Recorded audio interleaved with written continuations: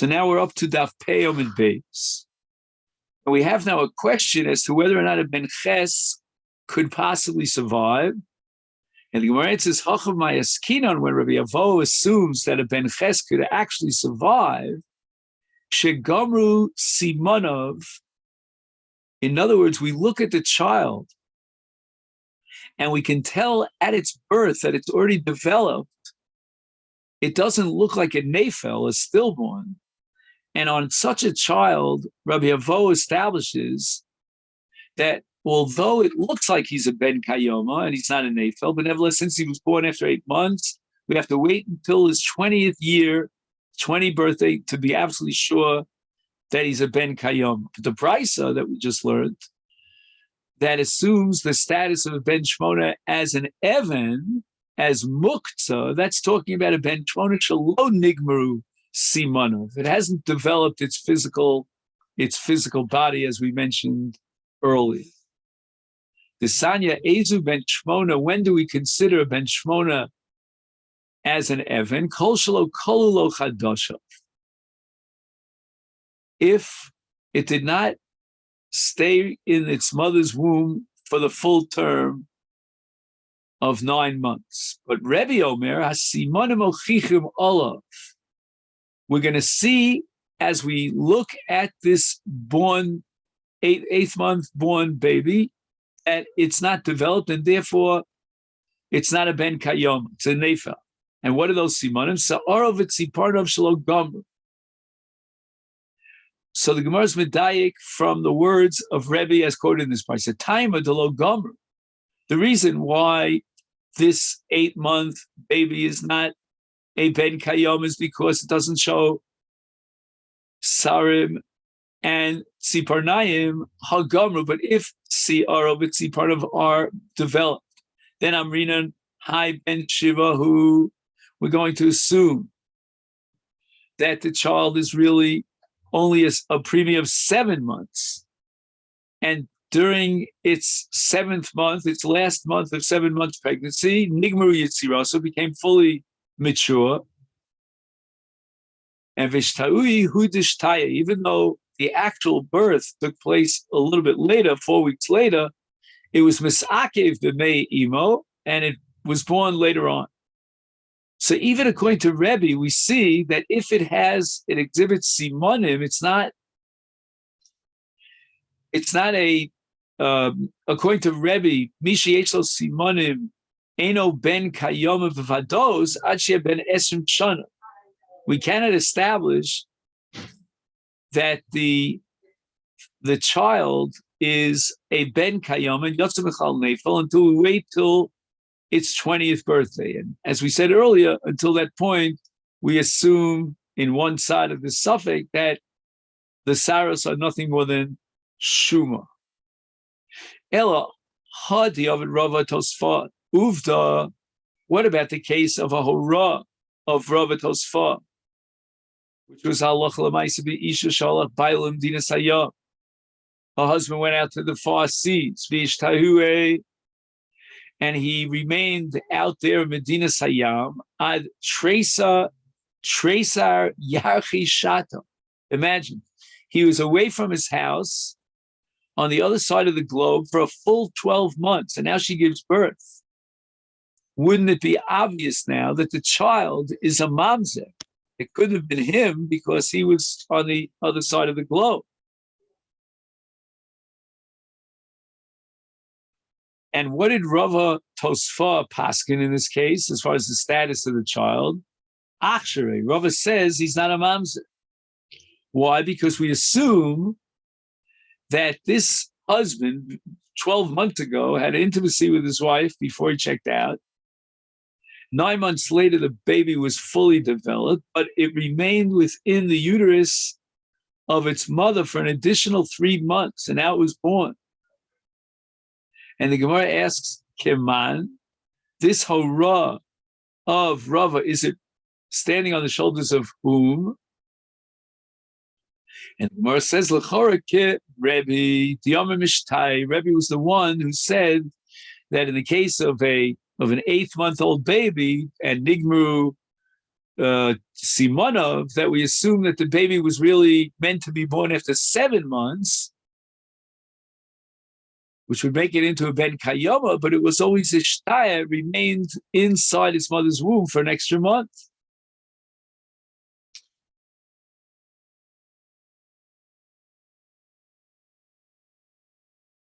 Now, the Gemara is not happy about this. Why? Because Rebbe Shita was not accepted. In the Brisa that we learned, the Tanakama said in a flat, absolute statement that lo kol lo chadashav, if it did not reach the fruition of its 9th month of pregnancy, then the baby is not going to survive.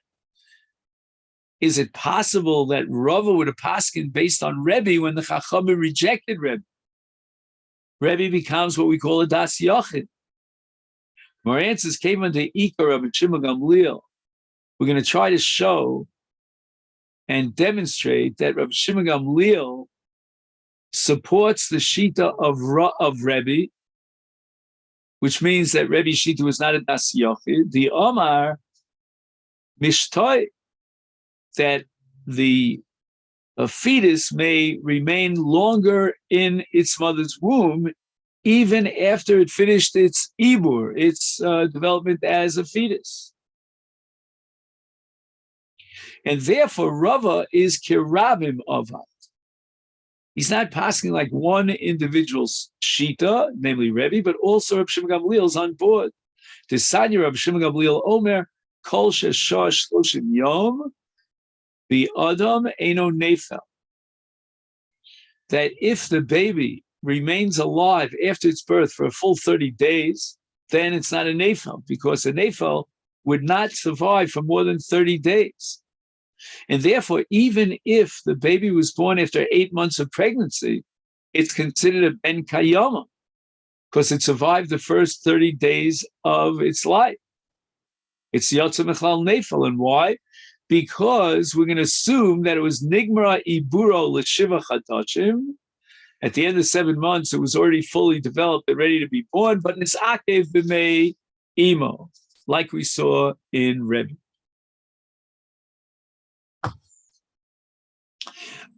On the side, I mean, to me, it's a pella that a fetus could be born 12 months after conception. I don't know what the biologists would know.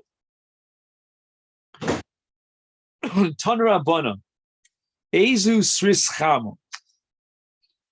We can determine that a person definitely is a saris if he exhibits the following simon.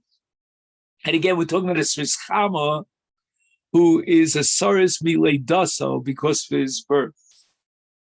Kolshu ben esrim v'lo hevi shtei saros, v'afilu hevi shtei saros li achar mikan, hareu kisaris l'chol dvarav.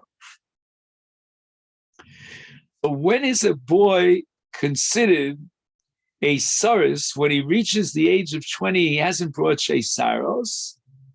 Even if he will have shtei saros afterwards, he's already been established as a saris.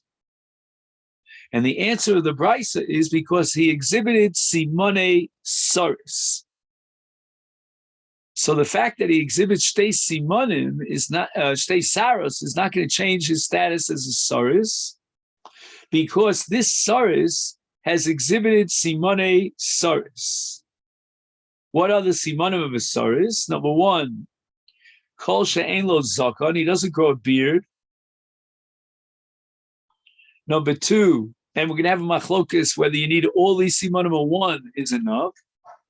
Number two is si'aro lakui.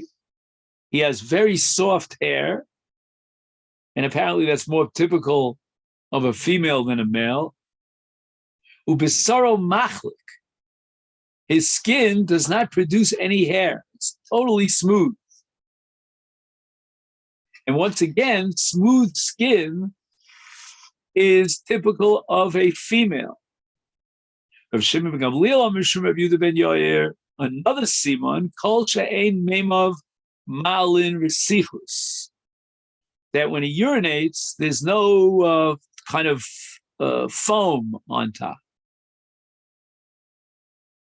That's how the Meiri interprets this Gemara. The Tur adds something else, like Shematil Mayim Beguma Eino Mala Ketzef. Anyway, there's something about the strange way he urinates that is a urine test to prove that he's a saris. V'yesh omrim kol shematil mayim v'eino osa kipa. When he urinates, and let's say he points upwards, then instead of having an arch, which is called a kippah, in the arch shape of his urine, he has something called kiluach. It sort of goes in a downward motion rather than going up and then down. And like such a person could not urinate at a distance. V'yesh omrim kol sheshichva zaro docha. His shichva zera is not thick and murky, but rather it is water-like, absolutely crystal clear. V'yesh omrim kol she'ein meimei raglov machmitin. That if you would have him urinate in a vessel and leave the urine sitting there for a certain period of time, it would not give off an odor. Apparently, urine is not really developed, so to speak. Acherim omer kol sherochetz v'yemos hagshomim v'ein male hevel. He goes into a cold bath,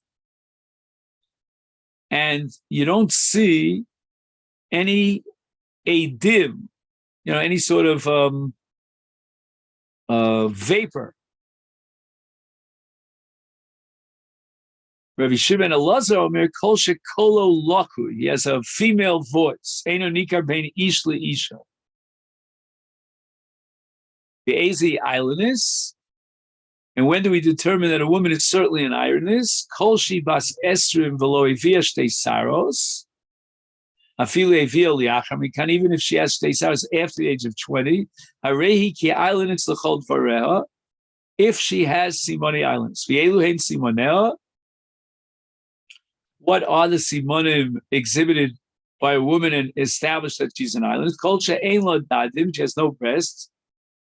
Umiskasha b'shas tashvish, she has very difficult time with tashvish hamita.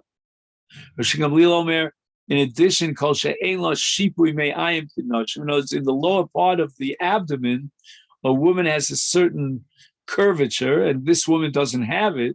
Rav Shimon Elazar Omer kol shekola ova, she has a male voice. Einini keres bein ish leisha. Itmar. Now we have the famous machlokes that we indicated earlier. Simone saris. This whole list of simonim, whether it be for a saris or for an island, is Rav Huna Omer ad shiu kulon. You don't establish the person as a Vade Saris or a Vade Islandess unless they exhibit all the simanim, the entire list that we had enumerated above. Rabbi Yochanan afilu bi'echad mehem. Even one semen alone is sufficient to establish the person as a Saris or an Islandess. And the Gemara explains what is the battle point of this machlokes. Hey chadevi shtei saras bizakon. If he has two hairs on his beard, on his facial beard, is kuliyamalo pligi. Everybody agrees that delo means he's not a saris, achu kulon, unless even Rabbi Yochanan would agree he has all the simanim, because the fact that he has beard hairs, already gives us reason to believe that he's not a saris, that he's a real, regular, normal zachar. So now, in order to counter the power of evidence from the shtei saris b'zaka, we need the entire list of simonim that we spoke about. So when is it that Rabbi Yochanan says that with simon echad we can be koveh him as a saris? Ki pligi b'shelo hevi shtei saris b'zaka. Rav Huna holds that we need all the simanim in order to be koveim as a saris, and Rabbi Yochanan holds that one siman is enough. The Gemara asks, Elohadi Omerlahu Rabba Baravua Lirabanon. Ainu Bei Rav Nachman. Check out and examine Rav Nachman. Apparently, he had some of the Simoni Soros. Ibisoro Malahevel.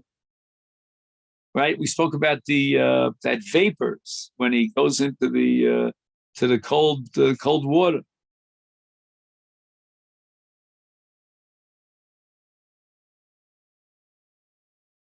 And Ibisoro Malahevel, which means that he's missing one of the simonim of Soros, then mutal lova l'kol, the Isle Bras, and I'm going to give you my daughter for Rav Nachman as a marriage partner. Kiman, Kirav Huna.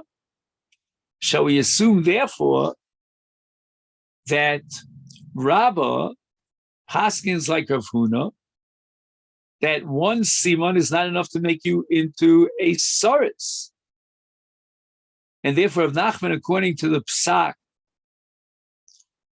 of Rabbah, is not a soros, because he certainly did not have all the simonim of soros, because he only had part or some of the simonim of a soros.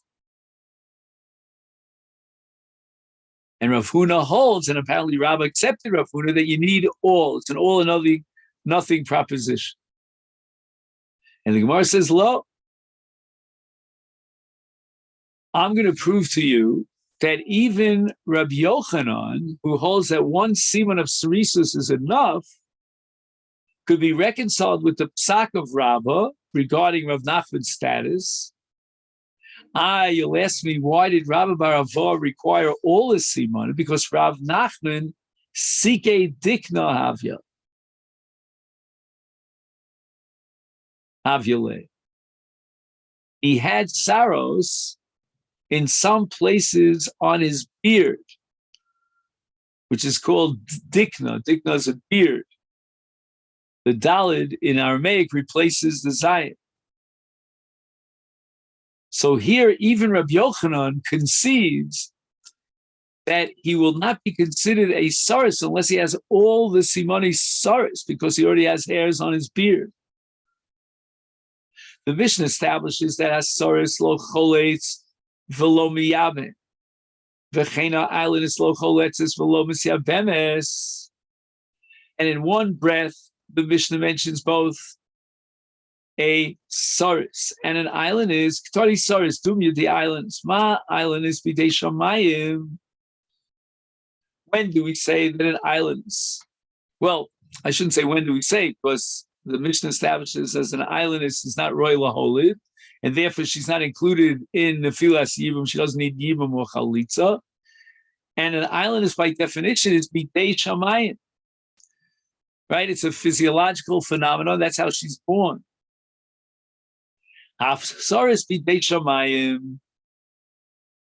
It means that even a saris, like an island, is videi shamayim. And stoma, that means that our Mishnah is Kirabi Akiva the Omar, who says at the beginning of this Mishnah that a saris videi Adam in, right, then he is capable of giving chalitza, and if he dies, he leaves his wife and she needs chalitza. However, a saris bidei shamayim in a natural way, lo, there's no yibum nor chalitza.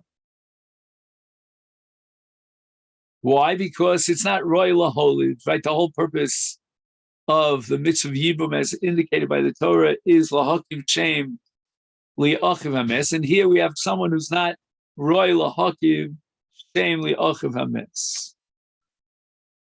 But if it's a saris bidei adam, then there's a requirement of chalitza, and we might say because you can always expect that this person will heal, right? He had some sort of an injury, he wasn't born at saris, and we'll send him back to Alexandria, Shebe Mitzrayim, and we'll find some sort of remedy, and he'll recover from his rhesus.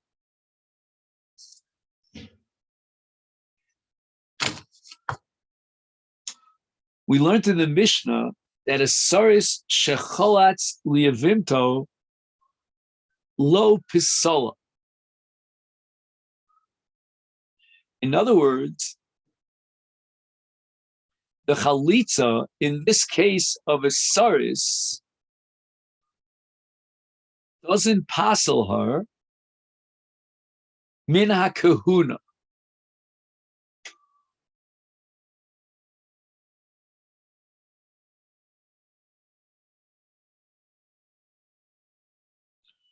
However, Ba'ala pasla min ha-kahuna. In other words, since a saris is not a yavam, therefore she doesn't fall for yibum. And therefore that be'ila is a case of Yevamot shelo b'makom mitzvah, which means a violation of the Isur erva of Eishes Ach. And such a bila shelo b'makom mitzvah passes her for kahuna. The chalitza, on the other hand, is a meaningless chalitza. So the Gemara asks, Taima debalahu acher lo. The Yavam is a saris, and he had a relationship with the Yavam, who's now prohibited him on an Isur Karis level of Eishes Ach, and therefore she becomes a Zona. Acher, if someone else would have a beer with her, lo pasla osa. Even though it's a Be'ilas Isur. Why? Because she is not, she's Asura Be'isur Yevamot L'Shuk. He adains kuka machmas shar ha'achim. So we have a case where a woman falls for Yibum, and if a saris would have beer with her, he's one of the brothers, then he passes her l'kahuna because he's not in the parish of mitzvahs Yibum, and therefore it's Eishes Ach. But if one of the other brothers is not a saris, and therefore she's kuka l'Yibum to that other brother, therefore she's asura l'shuk. And even though if another person would have beer with her, he's violating the Isur of Loyi, right?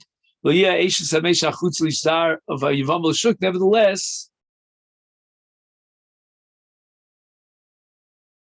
Nevertheless, it is not a bia haposelis.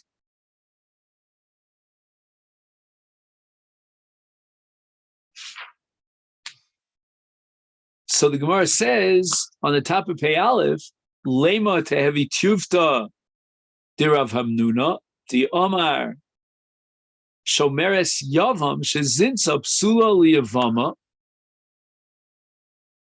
If a shomeres yavam who falls for yibum, like in this case where there's a brother who's not a saris, and Zinsa, she had a relationship with another man, Minashuk, Sula Liyavama. She has the status of Tuma, of a Hi Nitma, of an Eishes Isha Zinsa. Now, according to Rav Hamnuna, she's like an Eishes Ish because of the Zikas Yibum, and another man who has a relationship is like a relationship of an Eishes Isha Zinsa, so therefore she's a Zona, and she would certainly be Psula Kahuna. So this is a kasha on Rav Hamnuna, because here we're saying that ha'acher lo would not passel her for kahuna, and the Gemara rejects this. Lo, this is not a kasha on Rav Hamnuna, because we're going to go back to the Mishnah, and we're going to say hu adin afilu acher nami pasel. Not only if she had a relationship with the saris, which is a violation of Eishes Ach, does she become psula kuna, but even if she had a relationship with someone minashuk, that bia insofar as it's a violation of bias, Yevamot Shuk would pasel holakuhuna. The Mishnah says ba aleha, and we would die ba alehu ba alev lo acher. No, the Tani Reisha b'didei Tananami Sefer b'didei. Agav, that the Tanav Mishnah in the beginning of the Mishnah speaks about chalitza, that if a sris chama was chalitzla lo pasal minakuna, is therefore it's b'didei. It's a sris lo bi adam acher, because adam acher, you can't say that his chalitza would passel her or not passel her, because his chalitza is meaningless as acher. He's not a yavam. It's therefore to maintain that symmetry, even in the Sefer, the Mishnah goes about be'ila b'didei. The Sris himself had beer with his Eishes Ach, but the truth is that even Acher with his beer would passel of a kahuna like a zona of an Eishes Isha Zinsa, according to Rav Hamnuna. Okay, then, so this is where we're going to stop on the top of Pei Aleph, and we'll pick that up, Mirz Hashem, tomorrow. Have a great day.